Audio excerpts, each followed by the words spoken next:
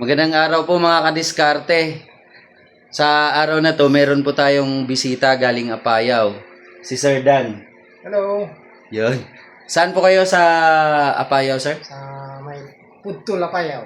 Pudto Lapayao. Matagal na po si Sir na nag-i-inquire. At may kapitbahay din po siya na meron ng Shinong rice mill machine. At gusto niya rin na magkaroon ng ganito. Para po, meron na kayong rice mill, sir, ano? Meron yung portable lang. O portable lang, maliit lang. At gusto ito hindi naman siya ganoon kalaki. Pero at least pwede na pang barangay, pang kung gusto niyo pang negosyo. Ang capacity nito nasa ano lang 6 hanggang 7 sakong palay doon sa input. Ang output naman dahil meron itong recovery rate na 66%. Pero sir, alam mo ba na hindi lang 66%, minsan umaabot daw na 70% yung recovery rate niya. Nakadepende po sa quality ng palay. Kasi bumababa lang yung recovery ng bigas dito kapag hindi na ibilad ng maayos yung palay, hindi tuyo. Hindi mabot sa At saka hindi maganda yung quality ng palay. moisture content. Oh, yung moisture content yung mahalaga. And then dito sir, itong machine natin, di kuryente lang. Single phase, 220 volts. Dapat po, hindi po bumababa sa 220 volts ang supply ng kuryente ninyo. Or else, kung bumababa, for example, 190 lang or 210, kailangan nyo ng transformer. At least 10 kVA na transformer na single phase. Pero kung normal lang naman, hindi bumababa sa 220 volts, hindi na kailangan ng transformer. Okay? So, kamusta yung ano ninyo, sir? Sa ngayon, anihan na? Patapos na pa rin. Patapos na. Kaya habol na po kayo mga ka-agri. Habang patapos pa lang yung anihan. Anyway, kahit tapos na yung anihan, marami pa rin, at least nag-stocks ng mga palay. Yung iba kasi nilagay nila sa budiga para may i-imbak sila at may papamil sila buwan-buwan. Konsumo man or pangbenta. Dito sir, ito yung machine natin. So sa machine natin, ito yung palay cleaner. Meron siyang 1 horsepower. 1 horsepower na electric motor. So 0.75 kilowatts ang electric motor niya. And then ang kagandahan dito, mababa na lang yung lagayan ng palay. Yung iba iakyat nyo pa, di ba? Dito na lang ilagay. Babay ang hooper. Oo. So, ite-testing natin ngayon. Okay lang po ba, sir? Para makita nyo aktual. Okay. Yun. Yung palay natin ngayon na ite-testing, ano lang to? Parang, actually, ano siya, luma. Para lang naman pang testing. Old stocks na pong palay na to. Alam nyo ba na minsan, sir, merong mga palay na naitumba ng bagyo, nadapa, nabasa ng ulan, magiging dark, di ba? Itim yung palay. Pero alam nyo ba na kahit dito, kaya nang paputiin. Luma man, o bago yung palay, kayang-kaya niya paputiin. So, unahin lang natin to. Ikaw na, sir. Para at least ikaw, i-on mo lang. O, nakasaksak na po yan. Yun. And then, open natin dito, sir. Open mo lang, angat mo lang. Yan. Yun. Gangat niya. Open nito. Ganyan lang. Yun. Pwede na po yun. Yung mga bato, siniseparate na doon. Yung mga malalaking bato. Kaya mahalaga po ang cleaner. Para malinis na yung palay. At saka palakihan lang natin. Yun. Para marami.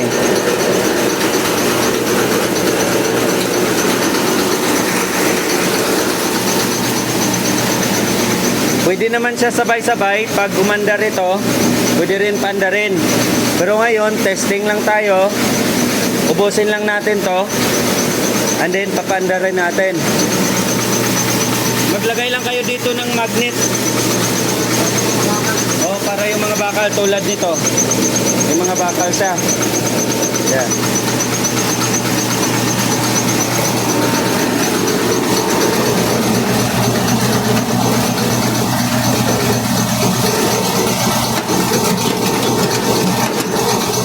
Yun.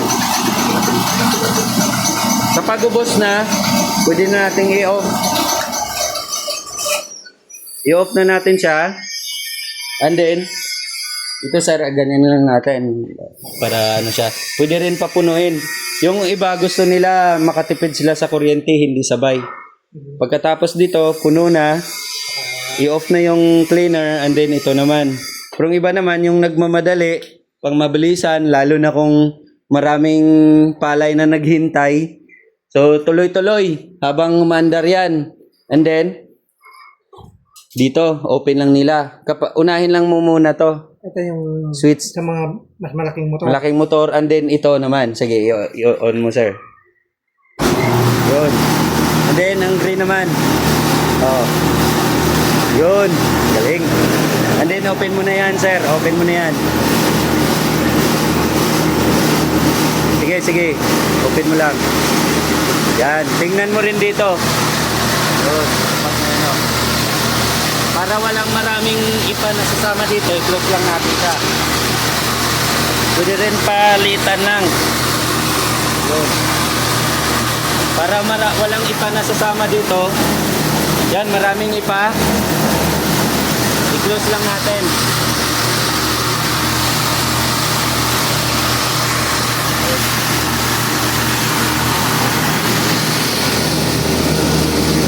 Then kapag wala na, pwede na natin i-close. I-close mo lang siya. Yun. Daming ipa. Ilang yan? Unpolish. And then, ilagay natin sa number 3. Ilagay mo sa number 3. Kung brown rice, 0. Kung white rice, 2 or 3. Ilagay sa 3. And then, open mo na, sir. Huwag lang i-full. Parang 3/4 lang. Yun po. Yun.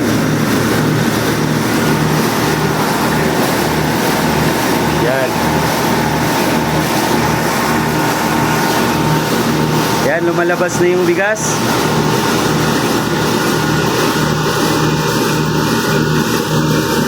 Kung pang maramihan, pwede mo sa i-full. Tingnan mo sa ano yung bigas. O, diba? Puti. Malinis. Dahil testing lang to, hindi siya ganun ka dami. Minsan ba kapag pang maramihan, puno yan. Oo. Hanggang dito.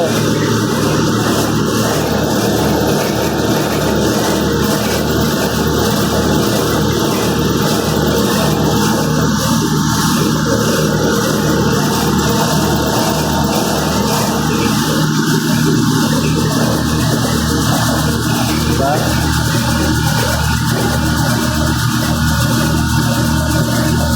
Ganda yung bigas. Kaya pa yung paputiin. Kahit ilagay mo pa sa 4. Ilagay mo pa sa 4. Kayang-kaya niya. Good. And then, pwede natin siyang ganyanin. Hindi ka masusugat doon. Walang ano dito. Wag lang dito yung kamay mo. Dito lang, okay lang.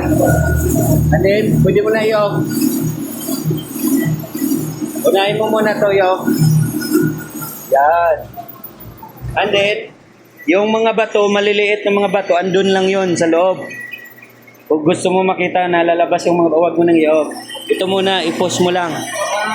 Pause mo lang. Yun. Andun na lalabas yung mga bato. Yun.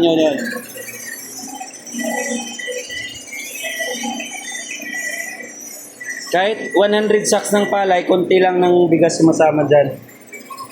Sumasama yung mga maliliit na mga bato. And then, ibalik lang natin. Huwag natin kalimutan na ibalik after natin na, ano. And then, Off mo na. Yun, ganun lang yun. Kamusta? Kamusta ang experience mo sa pag-operate? Ayos mo. Bilis ah. Bilis lang, di ba? Kasi konti lang yung palay na ano natin. Ilang kilo lang yun. Saka madali lang. Madali lang siya i-operate. Kaya isa, mag-isa lang. Oo, kayang-kaya. Hindi siya mahirap i-operate kahit babae, pwedeng mag-operate. Ang ano lang dito, sa pagbuhat, yung iba, naglagay dito ng malaking pinalakihan nila dito para makapaglagay sila ng 3 sako, 4 sako, 5 sako. And then, tuloy-tuloy na yun. Kung ikaw lang mag-isa, at least tuloy-tuloy, dito ka na lang mag-focus. So ngayon, itetest na naman natin yan.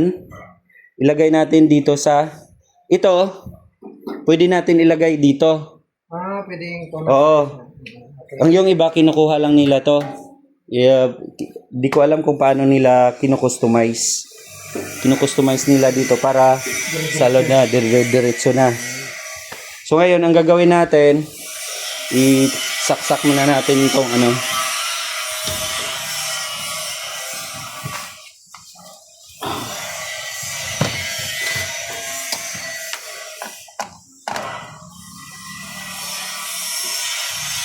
Yung wirings pala natin dito, heavy duty.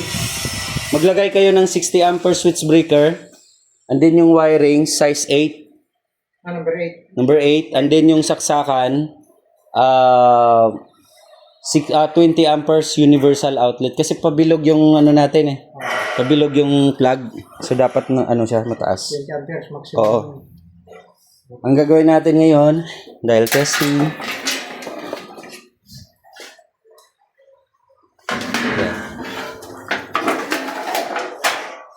Dahil. Dito pala sir yung mga binlid. Yan ang mga binlid. Pino. Tawag sa Ilocanto, pagpag. At pugpug. Pagpag. Ah. So ngayon mag-ano muna tayo dito. Pang testing. Close muna yan.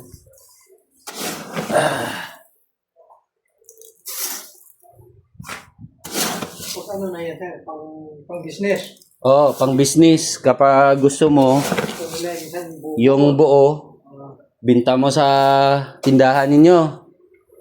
Magre-repack ka ng 5 kilos. 5 kilos, 10 kilos.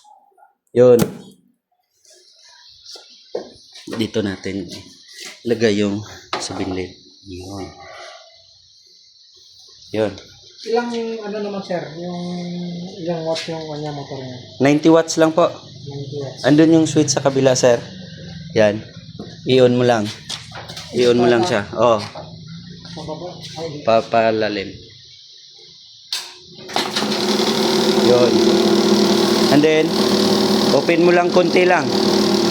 Konti lang para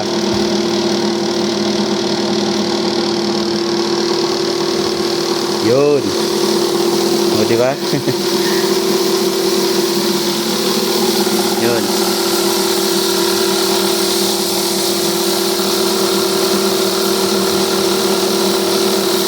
May mga itim-itim. Sana to, mga damo-damo. ano na yan? Oo. Normal na yan. Dito yung broken, tingnan mo. Mga broken rice.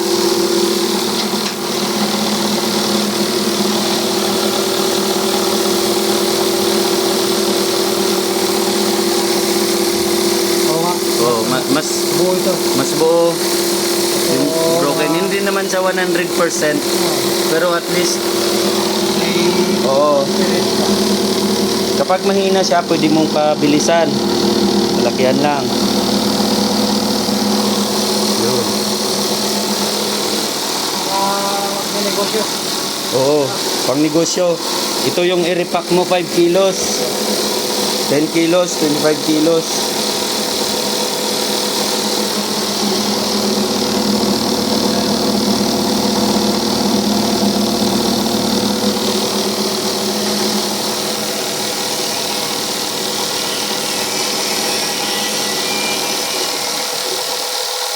Laking bagay na po yan. Pero optional lang to. Yung iba, ginagamit lang nila kapag pang binta or gusto ng client na ano, negosyo.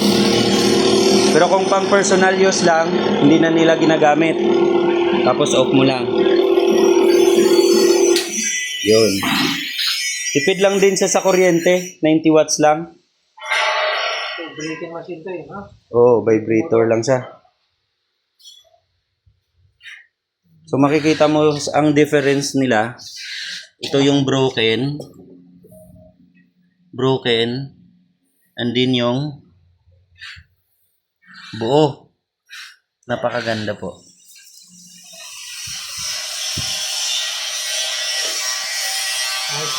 Ano masasabi mo, sir? Maganda. Maganda. Pwede na siya pang ano. Hindi siya ganun kabilis ha, hindi siya ganun kalakas. Kung hanap mo pang malakihan, hindi na kaya. Pero yung iba, bumibili kapag dumadami na yung client nila, nagdadagdag sila ng 2 set, 3 set, 4 na set, meron. Kasi pang maramihan na. Pero yung sa pag-continuous running, sir, ilang kaban? Continuous, ano po, 6 hanggang 7 sakong palay per hour. Pero kung sa isang araw, tuloy-tuloy, for example, 8 hours, 10 hours, 60 hanggang 80 kabans ng palay. Yung iba, magsisimula sila ng alas 6 ng umaga hanggang alas 10 na yan ng gabi, lalo na kung harvest season. Minsan, 100 plus na sako. 50 kaban, 120. hindi na masama. Hindi naman sama. Sa bigas na yon, ang 40 to 50 bags. Kapag tig 25 kilos, mas marami. 100. Oo. Hindi ka nalugi. At saka tipid to sa kuryente, sir. I-multiply mo. Ang 3.3 kilowatts. Magkano yung singila ng kuryente sa inyo ngayon? For example, gawin natin 12 kilos or 15 kilos. Ang mababayaran mo lang sa isang buwan, nasa 5,000, average 5,000 hanggang 7,000 sa isang buwan. Kay sir, ano nga, nung pumunta dito nung isang linggo, 2,700 lang daw yung bill niya sa kuryente. Tuloy-tuloy daw yung andar ng machine. Pero nakadepende pa rin. Nakadepende sa lugar ninyo kung magkano yung singilan. Ayan. Ito yung, pwede naman ito lang. Kaya lang, hindi maproteksyonan yung machine natin kapag may papasok na mga bato. Kaya napakahalaga po ang palay cleaner dahil ang trabaho nito isi-separate yung mga bato, mga dahon-dahon, straws, at saka yung tulyapis doon tatapon yun. Yung blue nga pala hindi yan kasama ha sa set. Ang hose lang po. At saka itong hose plastic lang to. Pwede niyong palitan ng PVC pipe. Ito. Diretso siya. Ito siya. Dito lumalabas yung mga ipa. Palitan nyo ng PVC pipe palabas. Tatapon. And then, dito sa kabila, yung labasan naman po ng mga darak. So, lagay lang kayo ng sako dito. Yun lang naman. So, sobrang dali lang po siya i-operate.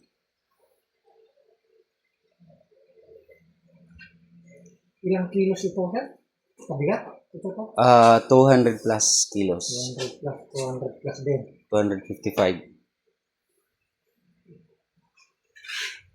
Pwede naman po kami lang yung magde-deliver sa inyo. Meron nga lang charge sa delivery fee. Pero libre na yung installation. Anong delivery fee? Kailangan itong ibilad para mas lalong tumigas at tumibay. Yung makapal natin, abot siya ng 150 hanggang 160 kabans bago siya masira. Pero ito recyclable naman to. Huwag mo lang itapon. Opo. Pwede nyo i-recycle. At ito naman yung urethane sa loob. Ay, impeller. Sorry. Ito yung urethane. Ito naman yung impeller. Ito naman yung tinatawag nating cyclone. Kailangan meron ito. Kasi kung wala to, mabibigla ka. Bakit hinihigo pati yung bigas? labas sa ipa. Kasi wala na yung control. Ito kasing kumukontrol ng hangin. Doon sa blower natin. Kung wala yan, hihigupin niya yung mga dito. So, yun lang sir. Yung buong price nito, saka ito parehas. Same lang. Pag itong, pag ito buo na yan, tapos kung halimbawa ito lang, Kapag yan lang,